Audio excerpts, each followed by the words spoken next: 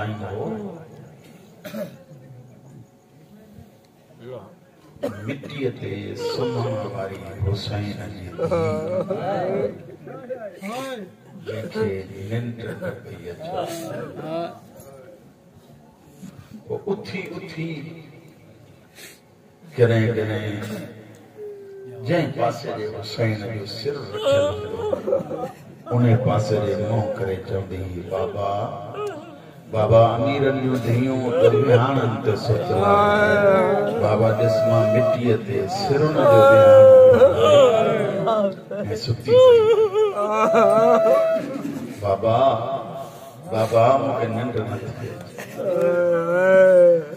ज़ाकिरीन ऐं उलमा था पढ़नि त कॾहिं कॾहिं हेॾो सुम्हे हीअ जॻह त चीरियल हुई ॾुखे जो कन मुंहिंजी साइण हिकु मौली साहिब जो जुमिलो आहे त कॾहिं बि सिधी हीअं न जॾहिं बि सुम्हंदी त ईअं जे नमाज़ में सजदो कंदो ये पेशानी ज़मीन ते रखी पोइ चवंदी बाबा मुंहिंजे पुठीअ ते लफड़ ॾाढा मौला आबाद हज़रत इमाम हुसैन जी शान बाबा मिट्टीअ ते निंड नथी अचानक हुसैन जी जो रुनी किताब लिखनि था त मुंहिंजे आका हज़रत इमाम ज़ैनुल आबिदीन जन अॻिते वधी सकीना खे खयो झोलीअ में विहारे चए थो सकीना मां सुम्हां त मुंहिंजे सीने ते सुम्ह भला रोई चए थी मां ॾिसां थी तुंहिंजे सीने ते ज़ंजीर आहिनि तुंहिंजो सीनो ज़ख़्मी आहे लेकिन भाउ मां हिते न सुम्हंदमि मुंहिंजो वक़्तु आहे ॾुखियो सुखियो गुज़री वेंदो हर बीबी अची परचायुसि लेकिन बस न करें जेॾी महिल वहीण जो करे न शाम जी दीवार हलनि यज़ीद कमीनो निंड हुयो जागियो ताहिर नालो अथसि नौकर जो उन खां पुछा केॾे छाजो आहे झटका पिया था अचनि चई हुसैन जी धीउ आहे जेका रोज़ हुसैन जी धीउ हिन वक़्त थी रोए चई हा शायदि हुसैन खे ख़्वाब में ॾिठो हूंदई चई पोइ कीअं बस कंदी चए थो हुसैन जो सिर ॾियारे मोकिलियसि मूंखां उहो लफ़्ज़ नथो थिए सिर खणबो आहे हीअं हिन कमीने हीअं सिर खणी जेॾी महिल दरबार जे दरवाज़े खां टपी ओ ज़िंदान जे दरवाज़े ते जीअं आयो ऐं सजाद नज़र मुंहिंजे पाक मौला जन फरमाया त अम्मा ज़ैनब मां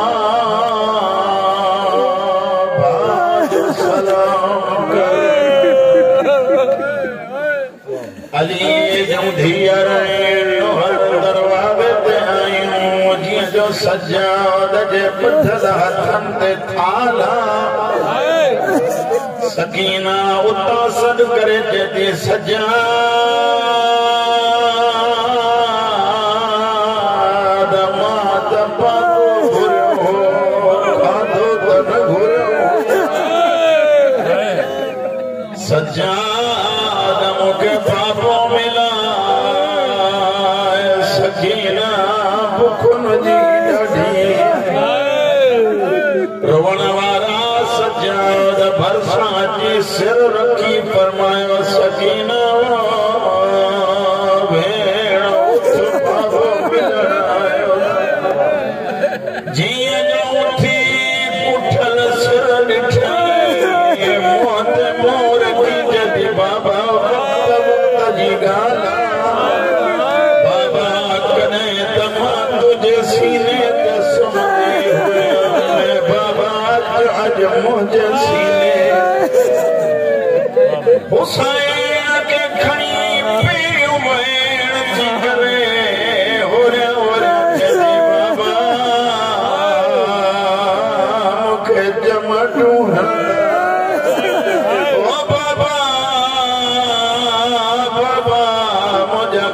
ज़ख़्मी थी बाबा मुंहिंजा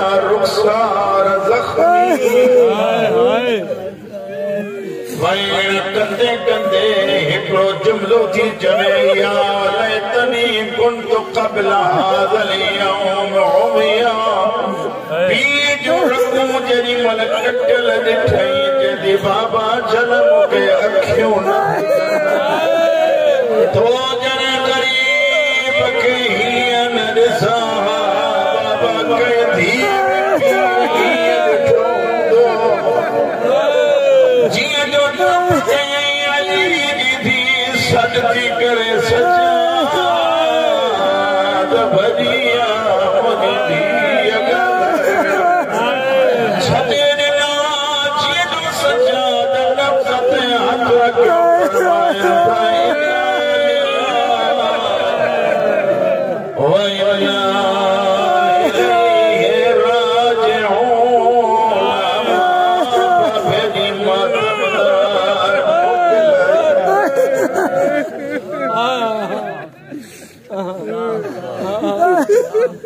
समझो हूंदो गुस्ल मिलियो कफन मिलियो हूंदसि नके बिला जेॾी महिल गुस्ल जे लाइ चोलो जिस्म पाक खां जुदा पियो थिए माफ़िक जो गोश्त जा टुकड़ा सजाद फरमाए थो मूंखे ॾे दफनाया आखिरी जुमलो दुआ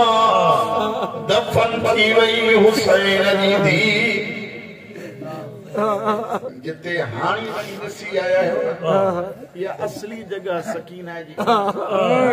जेके ज़वार वया आहियो या वीदो वरी वरी पुछा कजो त असली क़बर जेका आहे साईं जी उहा ज़िंदान में अंदर जंहिं कमरे में रहंदा हुया उन कमरे में ही सकीना के दफन कयो अथव सजाद फरमाए तो हिकिड़ो ॾींहुं सकीना ख्वाब में हिकु आलिम खे आई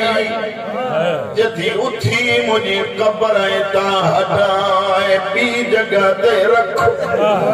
बीबी सोच थी पाणीअ मां मूंखे तकलीफ़ तॾहिं आयो आहे जॾहिं मुंहिंजो असगर मूंखे ज़रूरत कान्हे का सुबुह थियो आहे सैयद साहब पंहिंजो 7 नियाणियूं वरितियूं क़बर खुटराए नियाणियुनि खे चए थो जनाज़ो कढो ॿाहिरि त ॿिए हंधि दफ़न कयूं ही घणी देर खां बाद जीअं वापसि आयो छा ॾिसे जूं 7 नियाणियूं बेहोश पयूं हिक खे जाॻाए चए थो छो